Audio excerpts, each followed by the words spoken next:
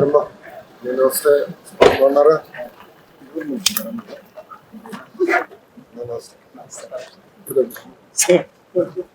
నమస్కారం సార్, బాగున్నా?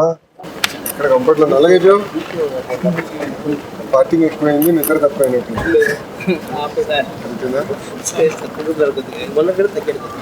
బరువా స్పీడ్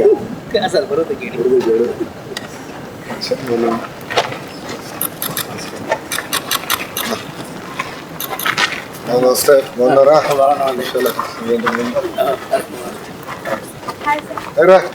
ఏ స్కూలు ఏం చదువుతున్నారా? క్లాస్ బాగా చదువుతున్నావా? ఫేవరెట్ సబ్జెక్ట్ ఏంటి? హిందీ. ఎంతమంది రా ఇంట్లో? అక్క చెల్లెలు అన్న తమ్ముడుగా? ముగ్గురు అక్కలు ఉన్నారా నీకు? చాలా కలుస్తావాళ్ళ. బాగున్నారా? ఎక్కువ అల్లరి చేస్తాడరా? ఏం చేస్తావరా? ఇట్రా ఏంటి ఎక్కువ అల్లరి చేస్తా ఉంటా? ఎందుకు అక్కలు బాగా నీట్గా నేను గారభంగా చూస్తారు అందుకేనా? హెయిర్ స్టైల్ బాగుందిరా. ఎక్కడ చేయించావు? ఇప్పుడా చూడు, చూసి ఇక్కడ ఇస్తున్నాడు నాకు. గుడ్, బాయ్ రా. అయినా బాగున్నావమ్మా? ఏం చదువుతున్నావు? 9th class. ఎక్కడ చదువుతున్నారు? ఎక్కడ దగ్గర రత్నాల చెరువులో చదువుతున్నావా? బాగున్నారా తల్లి? నమస్కారం. బాగున్నామ్మా? నమస్కారం అమ్మా. అమ్మా చేయాలి కదమ్మా, నడవాలి కదా అందరం. అంటే ఆరోగ్యం పోతుంది. లేదంటే అందరం sugar factory, salt factory, oil factory అయిపోతున్నాం.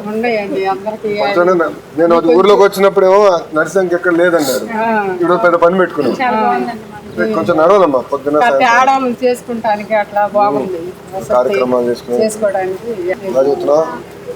అమ్మా కలుస్తాను, కార్యక్రమం తీసుకొస్తాను. ఉంటానమ్మా, ఉంటాను తల్లి. బాయ్ రా, కలుస్తాను సార్. ఫ్రీ తల్లి బాగున్నారా? క్షమించాలి, కొంచెం ఆలస్యం అయిందమ్మా అనుకోకుండా. బాగున్నారా తల్లి? బాగున్నారా? నమస్కారం అమ్మా. చాలా ఆనందంగా ఉంది మీరు వచ్చారు, కలిసినందుకు. నాకు చాలా సంతోషంగా ఉంది. లేదా కూర్చున్నావా? దాదా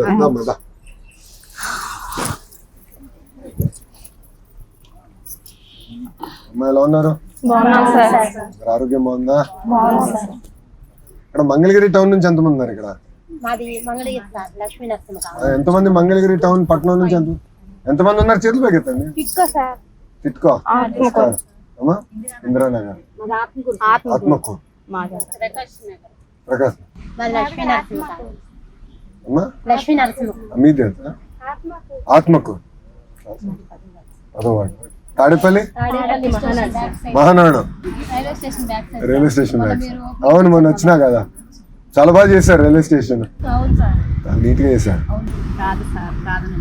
కాదా నడుస్తున్నారా పొద్దున్నేసి?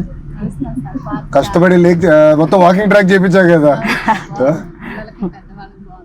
పెద్దోళ్ళు నడవాలి తల్లి. ఇప్పుడు ఫస్ట్ మొన్న రక్త పరీక్షలు చేపిస్తే 70% మందికి షుగరు, బీపీ, కొలెస్ట్రాల్ 3 వచ్చేసినాయి. బాగా చేస్తున్నాయి అంతా చూస్తే. ఇంకా చేయాలి కదమ్మా. నిడమరు బాగుందమ్మా. స్కూల్ ఎలా ఉంది? బాగా వచ్చిందా స్కూల్? వెళ్ళారా? నేను ఇప్పటివరకు వెళ్ళా. నేను ఎవరో పట్టుకు రావాలని నాకు కోరిక ఉంది. స్కూల్ దేశానికి అంకితం చేయాలి కదా, ఎవరో ఒకటి తీసుకొచ్చి చేయాలి. అప్పుడే వెళ్దామని నేను వెళ్ళా. ఫోటోలు, నేను కూడా ఫోటోలు వీడియోలు చెప్తాను. టీచర్లు అందరూ ఇప్పుడు సెటిల్ అవుతున్నట్టున్నారు. ప్రభుత్వ పాఠశాలలని ఆ స్థాయికి తీసుకొద్దాం. మనం ప్రైవేట్ స్కూల్స్ చూసి అసూయపడతాం కాదు, వాళ్ళు మనం చూసి అసూయపడాలి. మొన్న అదే జరిగింది తల్లి. మొన్న మహాప్రస్థానం కట్టాం మంగళగిరిలో. అక్కడికి వెళ్తే ఒక తల్లి వచ్చి నాతో గొడవ పడుతుంది. ఎందుకు గొడవ పడుతుందని, నాకు సీట్ కావాలి ప్రైవేట్ స్కూల్ ఏమో అని అనుకున్నా. వాస్తవంగా అదే అనుకుంటాను. నిడమర్లో కావాలి. నేను దండం పెట్టి తల్లి, అది ఎగ్జామ్ సంబంధించి నేను ఇవ్వలేను కదా తల్లి అన్నారు. అంటే లేదు, గొడవ పెట్టింది. తను వెళ్ళిలా, నువ్వు సీట్ ఇచ్చే వరకు నువ్వు ఎమ్మెల్యే ఉంది ఎందుకని. వామ్మో, ఇదేం పని చేసి తిట్టించుకుంటామంటే ఇదేనా అనిపించింది. చాలా నీట్ గా వచ్చింది. ఎంతసేపు పడుతుంది? 10 నిమిషాలు పడుతుంది. బండి పెట్టి చేద్దాం అంటే అట్లా కాదు, కానీ ఇప్పుడు అక్కడ లేదు కదా మీకు. సీట్లు వేకెన్సీ. ప్రభుత్వ పాఠశాలలన్నీ ఆ స్థాయికి తీసుకురావాలనేది నా కళ. ఎందుకంటే నేను ఈరోజు ఈ స్థాయికి వచ్చానంటే చదువు వల్లే. చిన్నప్పుడే మా అమ్మ బాగా కొట్టేది నన్ను. మీరు కూడా బాగా కొడతారా? చదువు కూడా బాగుంటుంది, లేదా? ఎడ్యుకేషన్ ఈ తరం చేయలేము అనుకుంటా. మమ్మల్ని నన్ను వచ్చి చితకబాదేది మా అమ్మ. ఇప్పటికి ఊరుకోద్దు తెలుసా. నేను పబ్లిక్ స్పీచింగ్ ఏమైనా అటు ఇటు తోలేను ఇంకో మాటలు ఫోన్ చేస్తుంది సాయంత్రం, ఎందుకు ఇట్లా మాట్లాడేవారా అంటుంది. పిల్లలు చదువు కూడా బాగుంటుంది, ఎడ్యుకేషన్ బాగుంటుంది, పిల్లలు చదువు కదమ్మా. చదువు అంతా బాగుంటుంది. ఏంటంటే నేను చూసా కదా, నేను ఈరోజు ఈ స్థాయికి వచ్చానంటే చదువాలి. జీవితంలో ఆస్తులు పోతాయి, డబ్బులు పోవచ్చు, కానీ చదువు మట్టుకు ఎవరు తీసుకున్నారు. నేను అందుకే పిల్లలు బాగా చదవాలి. సమాజంలో మార్పు రావాలంటే చేయాలి కదమ్మా ఇప్పుడు. ఎందుకంటే సమాజంలో మార్పు రావాలి, రాష్ట్రం బాగుపడాలంటే పిల్లల్లో మనం పెట్టుబడి. వాళ్ళతో ఎట్లా బాగా చదివించి ఆ చదువుని బాగా చేయగలిగితే బాగుంటుంది. మేము కష్టపడ్డా వాళ్ళు కష్టపడకూడదు, వాళ్ళు మంచి చదువుల్లో. మీరు అట్లా అంటే ఎట్లా?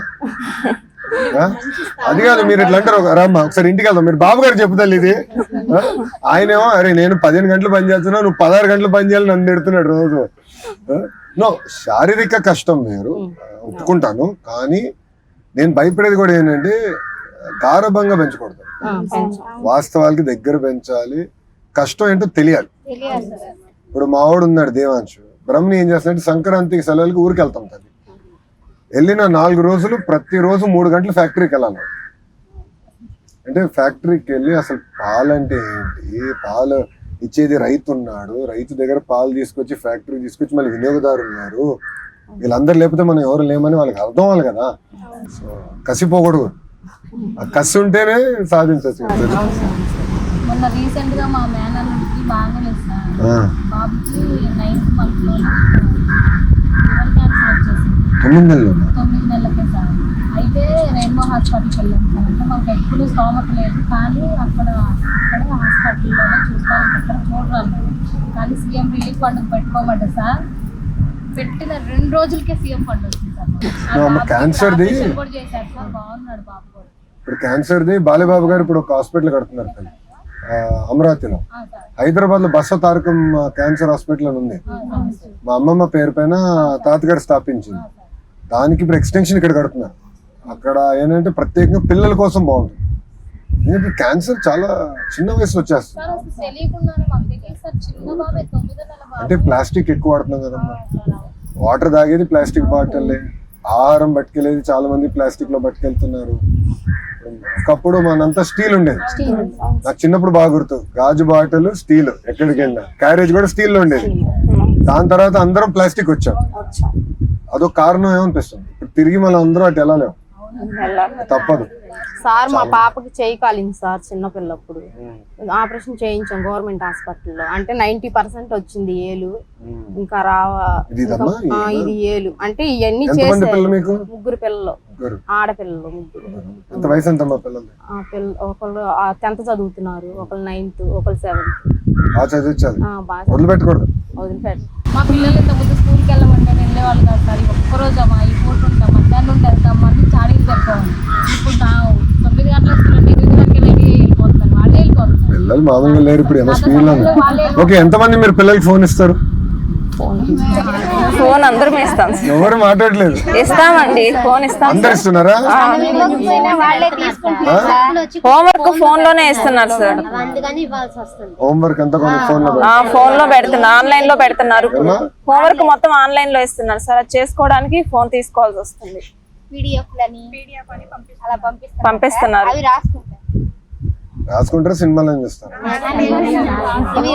అవి రాసుకున్న తర్వాత చూస్తారు సార్. కోవిడ్ తర్వాత వచ్చినట్టుంది ఫోన్లు చూసే అలవాటు అనేది. జూమ్ క్లాస్ నుంచి మొదలైందా?